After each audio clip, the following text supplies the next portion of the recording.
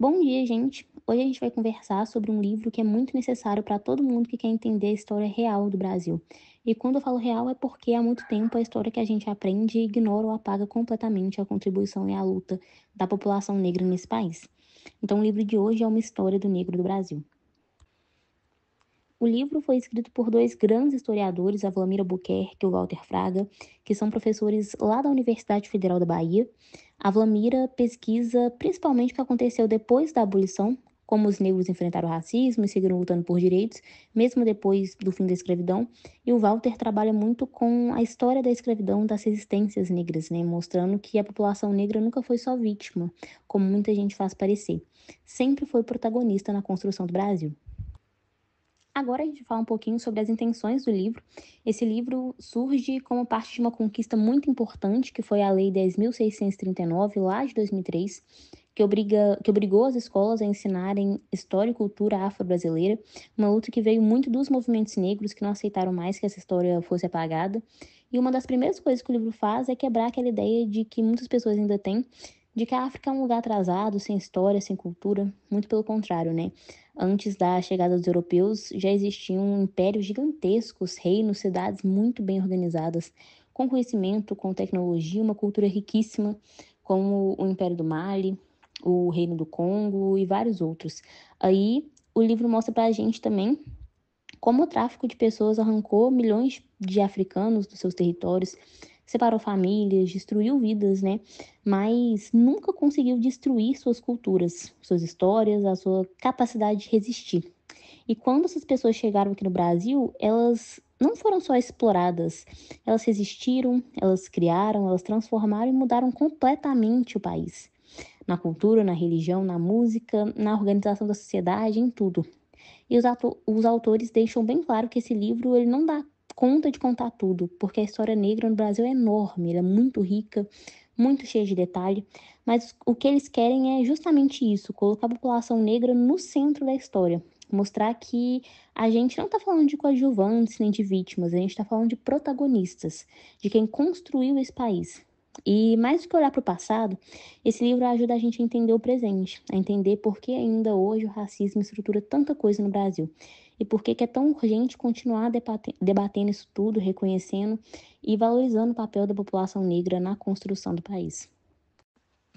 Agora a gente já começa no capítulo 1, a escravidão doméstica. É muito importante entender que a história do povo negro no Brasil não começa na escravidão, como esse ideal colonial tenta fazer a gente acreditar. Ela começa muito antes, lá na própria África, onde existiam sociedades super organizadas, com laços familiares muito fortes, muito respeito aos mais velhos e uma religiosidade muito presente no dia a dia dessas pessoas. E é muito necessário olhar para esse passado africano, né? Porque só assim a gente entende que esses povos não eram povos sem cultura, como o racismo tentou fazer a gente acreditar. Eles tinham civilizações próprias, muito bem estruturadas, e eles foram brutalmente capturados e trazidos para o Brasil. Quando os portugueses chegaram na África, lá no século XV, eles não encontraram um continente vazio, não. Eles encontraram impérios poderosos, como o Império do Mali, o Reino do Congo, além de várias aldeias e grupos nômades. Claro que existiam conflitos locais, como em qualquer outra sociedade, e sim, nesses conflitos às vezes acontecia a captura de prisioneiros, que podiam ser transformados em escravizados. Mas é muito importante dizer que essa escravidão que existia ali não tem nada a ver com a escravidão que os europeus criaram depois. Naquela lógica, esses cativos muitas vezes eram incorporados às famílias, ajudavam no trabalho agrícola e isso era uma questão de sobrevivência mesmo, de fortalecer o grupo. Tanto que geralmente eles preferiam capturar mulheres e crianças, porque as mulheres iam gerar filhos e as crianças eram mais fáceis de se integrar ao grupo. E diferente do que aconteceu depois nas Américas, os filhos desses cativos não necessariamente continuavam sendo escravizados. Com o tempo, eles Agora, podiam ser além dessas absorvidos, guerras, fazer tinham parte outras da comunidade formas mesmo, de uma pessoa se tornar cativa, como punição por algum crime, por dívidas, por sequestro ou até por venda voluntária em situações muito extremas, como fome e seca. Isso mostra como essas sociedades também lidavam com as dificuldades, né? Mas como de forma nenhuma isso justifica o que veio depois com o tráfico atlântico. Porque mesmo nesse contexto interno, ser escravizado já era uma violência enorme. Era perder a liberdade, ser arrancado de sua terra, da sua cultura, da sua língua, da sua religião. Era uma ruptura muito profunda já. E quando os árabes chegam na África, lá entre os séculos 7 e 8, eles também vão transformar essa lógica. Eles começam a ampliar esse comércio de pessoas, levando africanos para fora do continente, especialmente para o mundo islâmico. Isso já foi uma preparação, digamos assim, para o que viria depois, que é o tráfico transatlântico. Quando os europeus, principalmente os portugueses e os espanhóis, entraram nesse jogo de uma forma muito mais brutal, desumana e bem massiva. E é esse processo que arranca milhões de africanos dos seus territórios, das suas famílias e das suas culturas e vai marcar para sempre a história da diáspora negra. Agora, passando para a escravidão islâmica, para a gente entender como tudo isso começou, é importante saber que o islamismo surge lá no século VII, na região da Arábia. E ele se espalha muito rápido, conquistando o Egito em 641 e depois toda a parte do norte da África. Mas não foi só por questão de religião. Tinha interesse político, econômico, era um pacote completo para dominar território e fortalecer os impérios que estavam surgindo ali.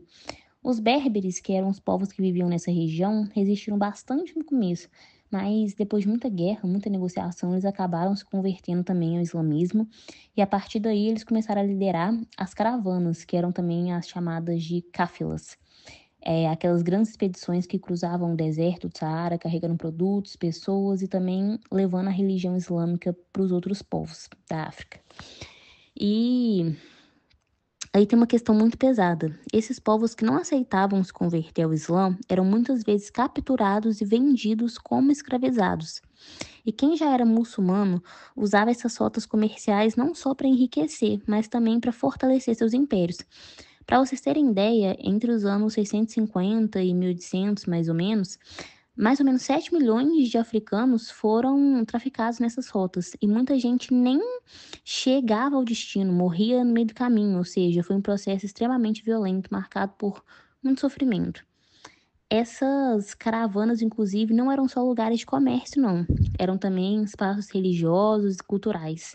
Os mercadores, além de vender produtos, também paravam para rezar, faziam remédios, criavam amuletos e muitas vezes convenciam as lideranças locais a se converterem ao Islã. E, olha, muita gente se convertia também como estratégia de sobrevivência. Isso porque, pela lei islâmica, eles só podiam escravizar quem não fosse muçulmano. No mundo islâmico, a escravidão era justificada tanto pela religião quanto pela economia.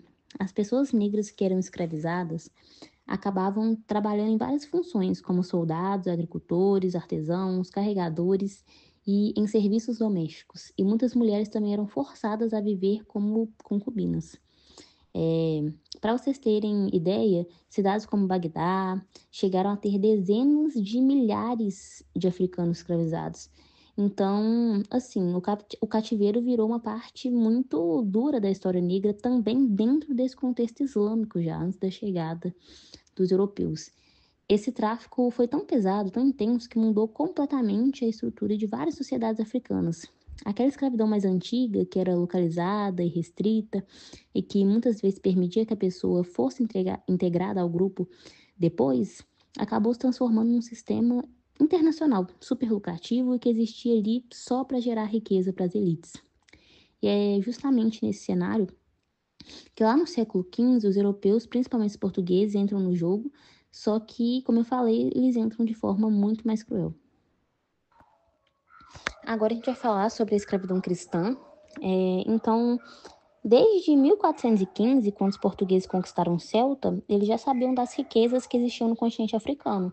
Então, ouro, pedras preciosas e, infelizmente, também as vidas humanas que eles logo transformariam em mercadoria, movidos pela ganância, pela busca de especiarias, metais preciosos e, é claro, pelo lucro, eles começaram a navegar cada vez mais pela costa da África, chegando por volta do século XV. Para quem vivia na região do Arguim, que hoje faz parte do Senegal, a chegada desses europeus foi um choque. Eles já estavam acostumados com os mercadores árabes, mas ver aquelas caravelas gigantes, que na prática eram símbolos de uma exploração muito mais agressiva, gerou um espanto, um medo. Os portugueses até chegaram preparados para tentar algum tipo de negociação. eles traziam intérpretes, navegadores experientes, mas os primeiros contatos foram bem violentos. De um lado, os africanos com suas flechas envenenadas e do outro, os portugueses com seus mosquetes. Mesmo assim, depois de alguns conflitos, os tradutores acabaram conseguindo mediar os primeiros acordos. É claro que o interesse dos portugueses era principalmente no ouro, mas os reis, que eram quem mandavam na região, já estavam interessados mesmo, eram nas armas, nos cavalos, nos tecidos, coisas que fortaleciam seu poder e suas guerras internas.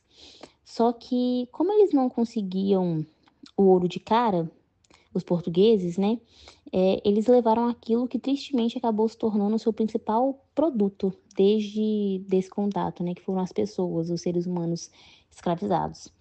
E é aqui que é muito importante lembrar que sim, já existia escravidão na África antes dos europeus chegarem, só que era uma escravidão muito diferente, que fazia parte das tradições locais, com regras, com limites, com funções específicas dentro da própria organização da sociedade africana. Mas o que os portugueses fizeram foi destruir completamente essa lógica, foi transformar tudo isso num comércio internacional, violento, sem limite, totalmente desumanizador. Agora, falando dos impactos, do lado dos africanos existia muito medo, né, muita desconfiança. Eles se perguntavam para onde que estão levando essas pessoas, o que vai acontecer com elas. E até existiam crenças como a de que os portugueses e os europeus no geral eram canibais, né? Que alimentavam ainda mais esse medo nos africanos. Não foi todo mundo que aceitou esse processo passivamente. Muitos chefes e líderes africanos impediram os portugueses de acessar rotas comerciais importantes, principalmente as rotas do ouro e do comércio transsaariano. Mas os portugueses insistiram e em 1445 eles conseguiram construir a primeira feitoria fortificada em Arguim. A ideia era simples, desviar o comércio tradicional, que antes era mais interno no continente, e levar tudo para o litoral para facilitar o sequestro e o tráfico de pessoas. Nesse meio surgem os grandes impérios africanos, como o Mali e o Songhai.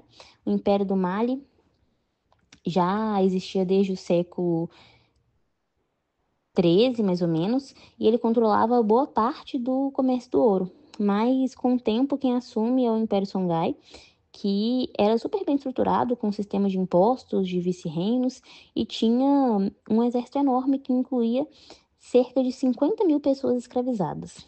Esse império que já tinha relações muito fortes com o comércio transsaariano e com o mundo islâmico, também acabam sendo profundamente impactados pela chegada dos portugueses, pela mudança de rota do comércio para o litoral. E o mais importante aqui entender como os próprios africanos enxergavam isso, né? Para eles, esse não foi só um comércio qualquer. Foi o começo de um processo extremamente violento que destruiu as famílias, que desmontou as culturas e que mudou completamente o destino de milhões de pessoas africanas. Foi um trauma que não ficou só na África, mas se espalhou pelo mundo inteiro, né? Através da diáspora africana e que até hoje a gente consegue sentir os impactos.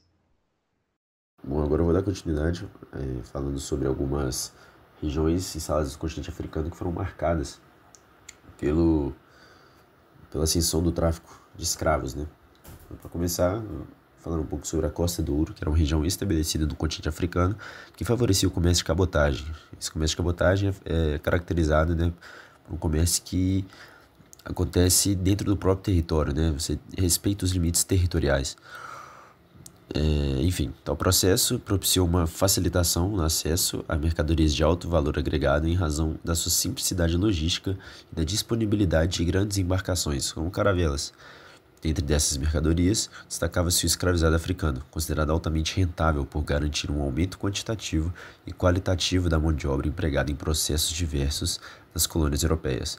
No caso do Brasil, essa mão de obra tornou-se fundamental para a sustentação do sistema colonial, principalmente nas lavouras de açúcar, na mineração e na produção cafeeira. O comércio de pessoas escravizadas era transacionado pelo governo português por meio do estabelecimento de redes comerciais baseadas na parceria com povos africanos intermediários. Esses grupos, pressionados ou envolvidos pelos interesses europeus, forneciam cativos capturados em guerras ou por outros meios de coação, que seriam então vendidos aos europeus e enviados às Américas, especialmente ao Brasil, que se tornou o principal destino dos africanos escravizados durante o período colonial. Em razão da alta rentabilidade proporcionada pelo tráfico negreiro, os intermediários africanos passaram a intensificar os conflitos armados entre diferentes grupos étnicos e reinos locais, com o objetivo de capturar um número crescente de prisioneiros a serem comercializados. Essa dinâmica alimentava um ciclo contínuo de violência, fomentado pela demanda constante do mercado brasileiro por mão de obra cativa. Para os portugueses, o sucesso econômico da escravidão e a necessidade de garantir um monopólio sobre essa atividade despertaram o interesse em consolidar sua presença na região.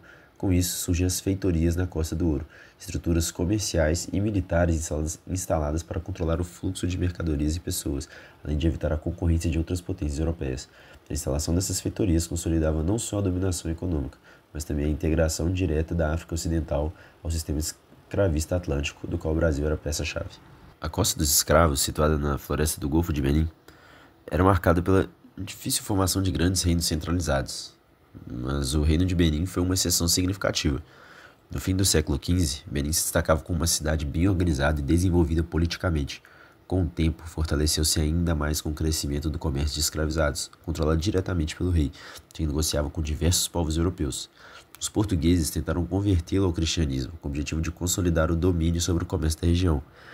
No entanto, o rei resistiu à subordinação religiosa e preferiu manter acordos com várias nações europeias, revelando que os africanos também detinham um poder político e estratégico nas relações comerciais. O tráfico de escravizados só se expandiu com força porque envolvia ativamente tanto os europeus quanto os africanos, incluindo líderes locais, comerciantes e guerreiros. Muitos dos escravizados enviados ao Brasil eram vítimas de guerras internas entre povos africanos, conflitos muitas vezes incentivados ou agravados pela demanda internacional de mão de obra cativa. Vários reinos da região, como Oió e Daomé, acumularam riqueza e poder a partir desse sistema. Oió, que originalmente baseava sua economia na agricultura e na tecelagem, transformou-se em um império guerreiro que vendia prisioneiros de guerras europeus. No entanto, entrou em declínio no século XIX, quando os conflitos internos enfraqueceram sua base política e econômica. Já o reino de Daomé se destacou pelo fortalecimento militar, com um exército especializado na captura de escravizados. Com o tempo, passou a buscar negociações diretas com representantes da colônia brasileira, especialmente baianos, em busca de vantagens exclusivas no comércio. Isso revela como o Brasil não era apenas receptor passivo do tráfico negreiro, mas também ator ativo nas redes comerciais que ligavam a costa dos escravos ao Atlântico Sul. A competição entre africanos e europeus tornava o mercado ainda mais dinâmico e violento, e o comércio de pessoas passou a dominar a economia local. Essa lógica transformou profundamente os povos envolvidos, tanto os caçadores de escravizados, que estruturaram suas sociedades para atender à demanda internacional, quanto os capturados, que tiveram suas vidas desintegradas e foram forçadamente inseridos no sistema escravista colonial, com o Brasil como principal destino. A África Oriental é uma região marcada, pelo início da exploração da costa africana por parte dos portugueses, em busca de riquezas como ouro, prata e escravizados no século XV. Ao chegarem à costa leste da África, os portugueses foram recebidos com hostilidade pelos muçulmanos que dominavam o comércio local, o que resultou em tensões. Em resposta, os europeus recorreram à força, promovendo ataques violentos, pilhagens e destruição para tentar impor seu domínio sobre o circuito comercial da região. O verdadeiro interesse europeu não estava na riqueza cultural, política ou religiosa africana, mas nos bens de alto valor, como metais preciosos e principalmente na força de trabalho humana. Quando os portugueses perceberam que o ouro e a prata não seriam obtidos com a facilidade esperada, voltaram seus esforços para a exploração sistemática da mão de obra africana. Assim, a costa leste africana também se viu situada na lógica perversa do tráfico transatlântico.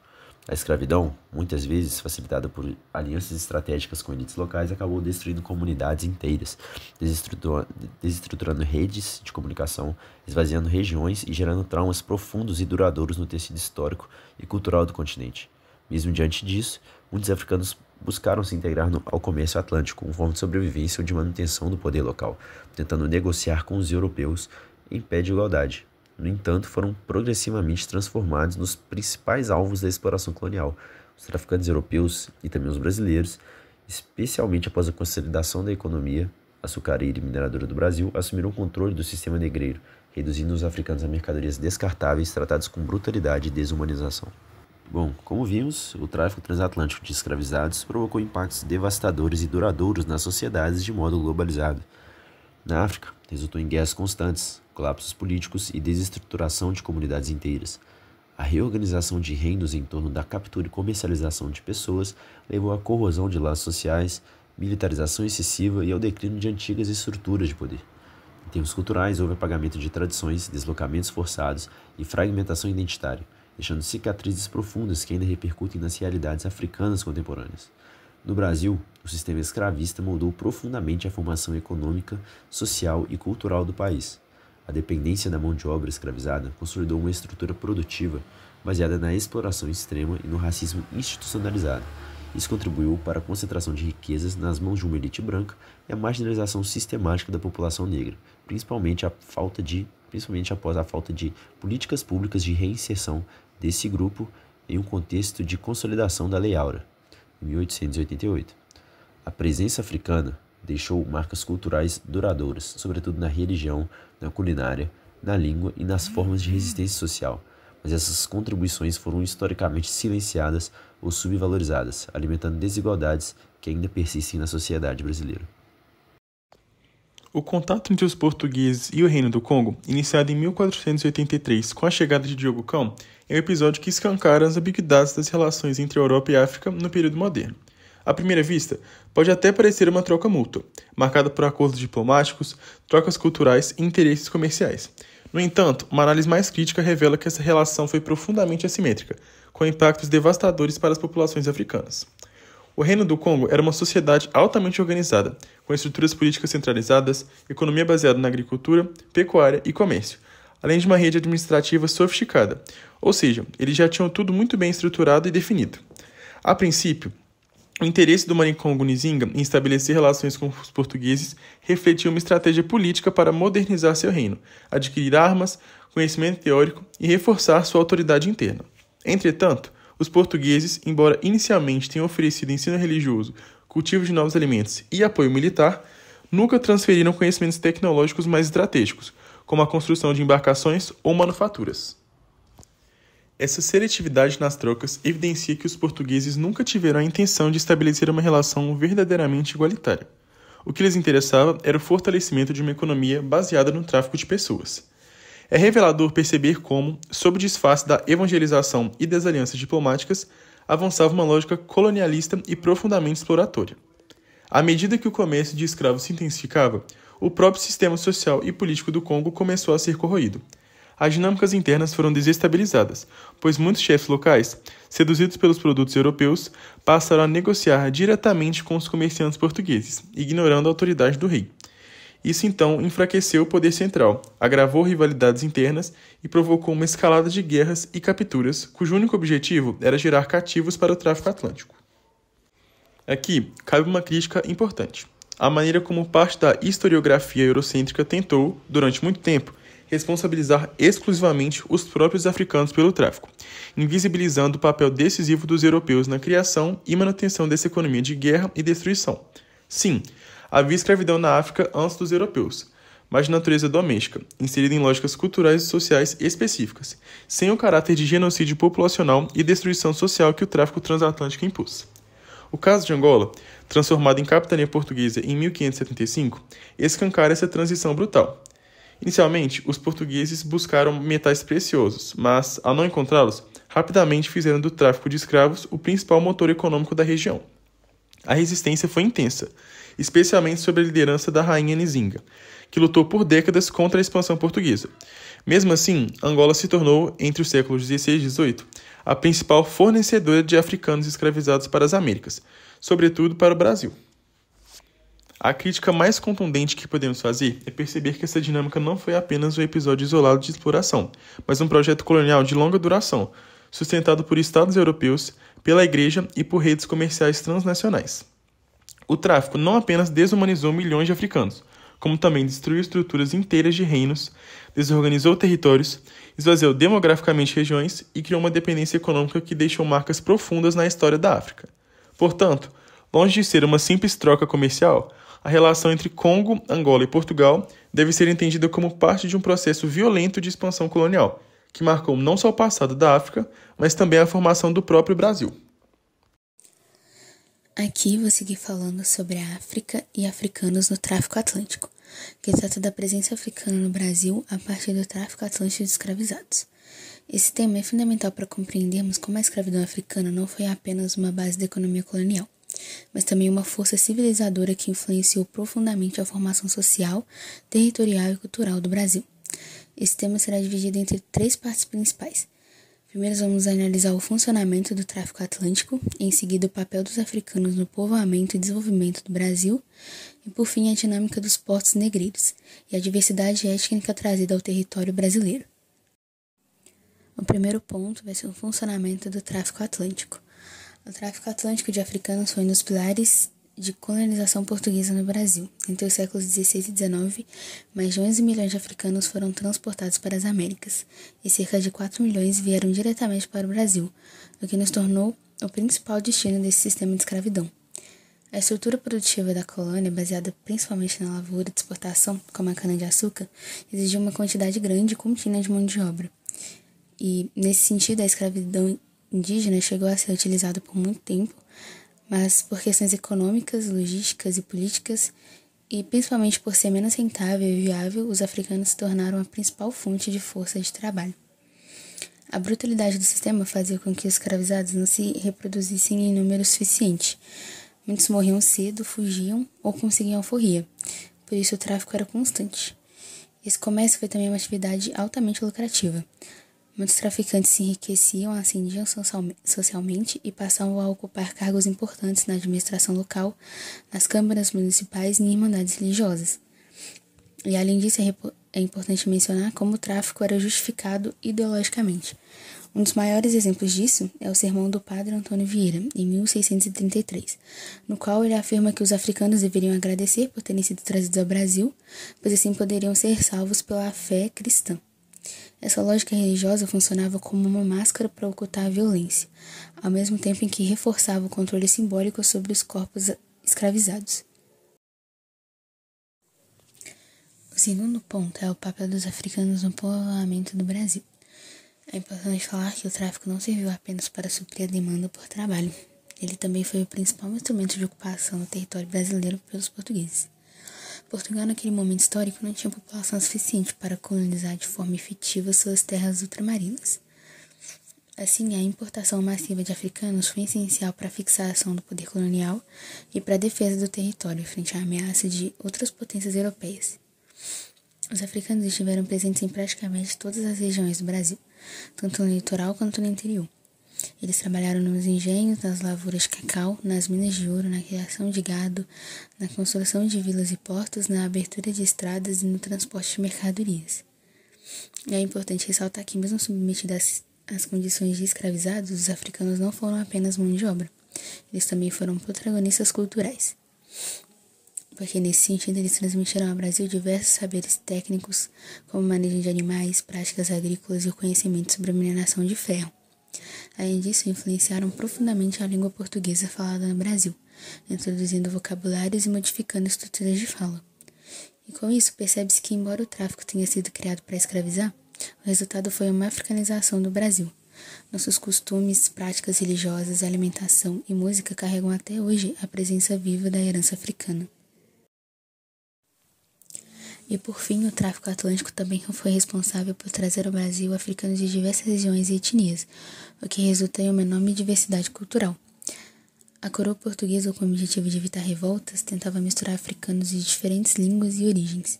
Essa política, mesmo com a intenção da coroa de controle, não era sempre aplicada, pois dependia das rotas comerciais estabelecidas com certos reinos e regiões da África. No século XVI, os principais escravizados vinham da região da Síria e Gambeia. Depois, especialmente no século XVIII, Angola passou a ser o principal fornecedor. Já no século XIX, com a pressão britânica contra o tráfico, os traficantes passaram a buscar escravizados do sudeste africano, principalmente na costa de Moçambique. E todo esse processo do tráfico e transporte dos escravizados era extremamente violento. Os cativos percorriam longas distâncias, muitas vezes a pé, até os portos de embarque. E ali ficavam alojados por dias ou meses em condições precárias, insalubres, sem ventilação e sem higiene. Estima-se que cerca de 40% dos africanos morriam antes mesmo de embarcar. E mesmo diante dessa violência, muitos africanos conseguiam reconstruir suas redes de parentesco, amizade e solidariedade no Brasil, especialmente quando vinham da mesma região e falavam a mesma língua. Além disso, a convivência entre diferentes grupos africanos, inclusive de etnias rivais na África, levou à formação de novas alianças e identidades coletivas. O resultado disso foi a criação de um espaço cultural híbrido, resiliente e profundamente influente, que mudou o Brasil como um território de convergência de tradições africanas diversas. Com base nesse e nos pontos citados anteriormente, é evidente que o tráfico atlântico de africanos foi uma prática cruel e sistemática, que estruturou não apenas a economia colonial, mas também as bases sociais e culturais do Brasil. A história dos africanos escravizados no Brasil não pode ser reduzida apenas ao sofrimento. Ela envolve também protagonismo, resistência e legado. Os africanos foram fundamentais para a formação do país, tanto no ponto de vista material quanto no simbólico. Até hoje, muito da nossa cultura, da nossa linguagem e das nossas práticas cotidianas carregam essa herança africana. Compreender essa história é um passo importante, não apenas para reconhecer o passado, mas para refletir sobre os desafios do presente, especialmente no combate ao racismo estrutural e na valorização da identidade afro-brasileira. A Travessia Atlântica. A chamada Travessia Atlântica foi uma das etapas mais brutais do tráfico negreiro, marcada por violência extrema, sofrimento físico e psicológico e uma profunda desumanização. Essa jornada marítima forçada arrancava africanos de suas terras natais para transportá-los como mercadoria até as Américas, em especial o Brasil, maior receptor de africanos escravizados de toda a história do tráfico atlântico. Antes do embarque, os cativos já enfrentavam um percurso infernal. Capturados no interior do continente africano, eram forçados a caminhar longas distâncias até os portos do litoral, sob más condições, violência e privação. Muitos não resistiam ao caminho, morrendo de exaustão, fome, doenças ou maus tratos. Ao chegarem aos portos, os sobreviventes eram confinados em barracões precários, onde aguardavam por dias ou até meses o embarque. A espera também matava.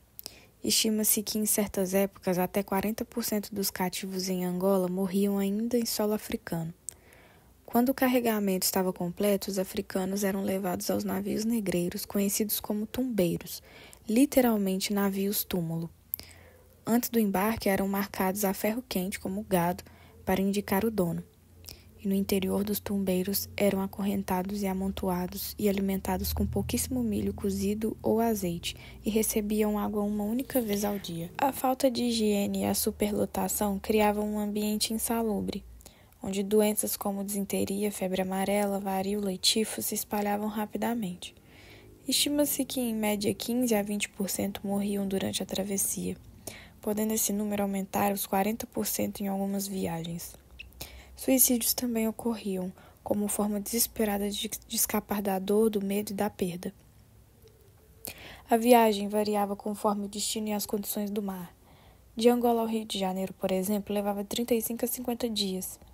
E apesar dos apelos da coroa portuguesa para regulamentar o transporte, visando limitar superlotações ou garantir algum cuidado médico, o lucro sempre se sobrepunha à vida humana. Mesmo com tantos mortos, o tráfico seguia altamente rentável, uma engrenagem essencial do sistema escravista colonial e da economia capitalista nascente.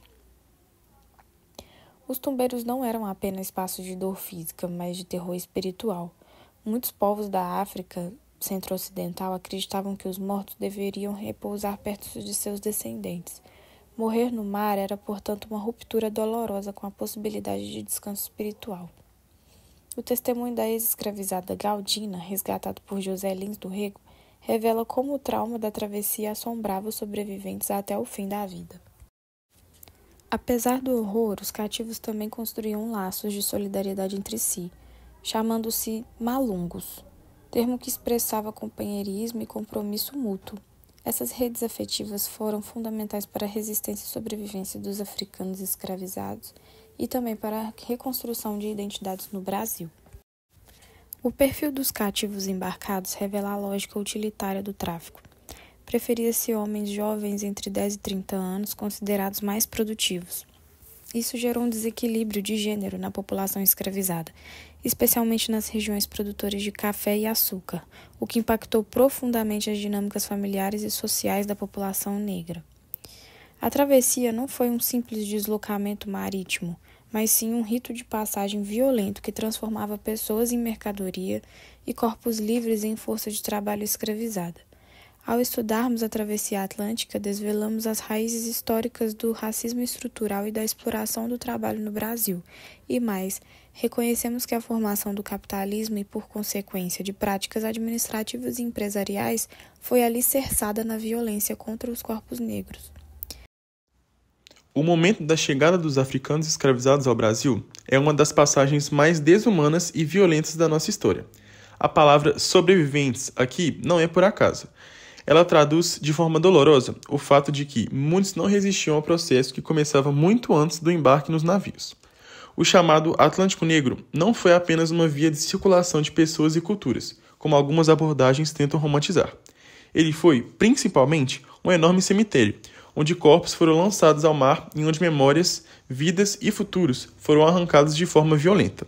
A travessia, conhecida como passagem média, expõe o nível mais brutal da lógica econômica escravista. Homens, mulheres e crianças eram tratados como mercadorias, armazenados nos porões dos navios em condições subhumanas.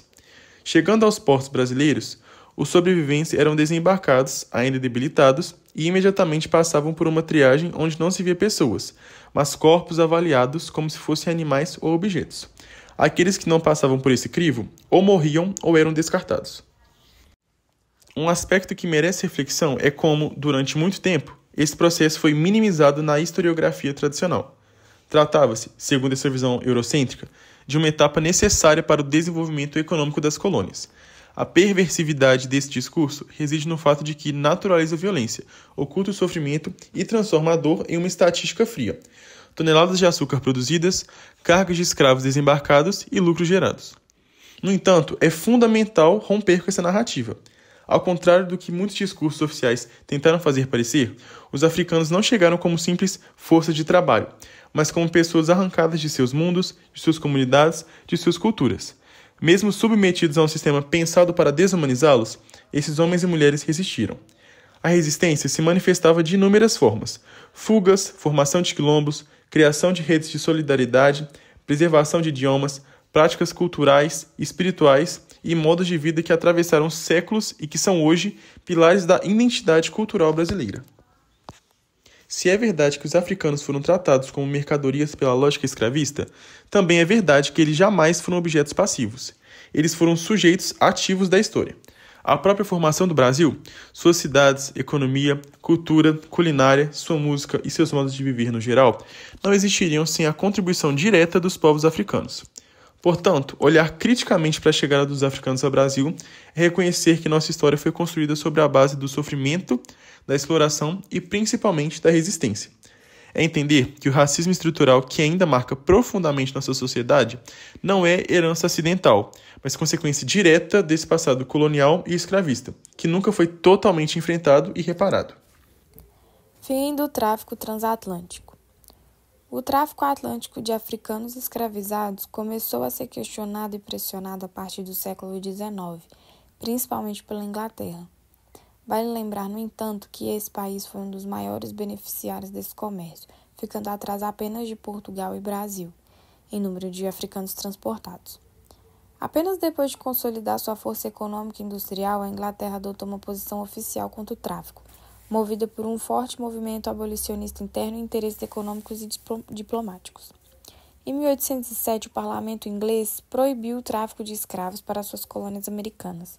Em 1833, aboliu a escravidão em todo o Império Britânico. A partir daí, a Inglaterra passou a pressionar outras nações a fazerem o mesmo, especialmente o Brasil, que era o maior importador de africanos escravizados e concorrente direto na produção de açúcar. Essa pressão se intensificou ao longo das décadas seguintes, com acordos diplomáticos e ações militares. Em 1810, Dom João VI prometeu restringir o tráfico e, em 1815, a Inglaterra conseguiu aprovar uma proibição ao tráfico ao norte do Equador, o que impactou fortemente o tráfico brasileiro, especialmente na Bahia. Em 1826, o Brasil se comprometeu a extinguir o tráfico em 3 anos, como condição para o reconhecimento da sua independência. Em 1831, o parlamento brasileiro aprovou a lei que proibia a importação de africanos. No entanto, essa lei ficou conhecida como para inglês ver, já que nunca foi efetivamente cumprida. Pelo contrário, o tráfico aumentou nos anos seguintes, impulsionado pela expansão da cultura cafeeira no Sudeste. Calcula-se que entre 1830 e 1850, cerca de 1 milhão de africanos foram ilegalmente desembarcados no Brasil. Durante esse período, o desembarque se tornou mais clandestino e violento. Os africanos eram trazidos à noite, escondidos em barracões afastados, sem tempo para descanso ou recuperação, o que elevava a taxa de mortalidade. Ao mesmo tempo, na África, a vigilância da Marinha Britânica forçava os traficantes a abandonar grandes fortalezas e adotar portos menores, usando navios menores e mais velozes. Em 1845, a situação se agravou com a aprovação do Bill Aberdeen, que autorizava a Marinha Britânica a prender e a afundar os navios negreiros, mesmo em águas brasileiras. Essa medida tensionou profundamente as relações entre Brasil e Inglaterra, mas ainda assim o tráfico persistiu por mais 5 anos.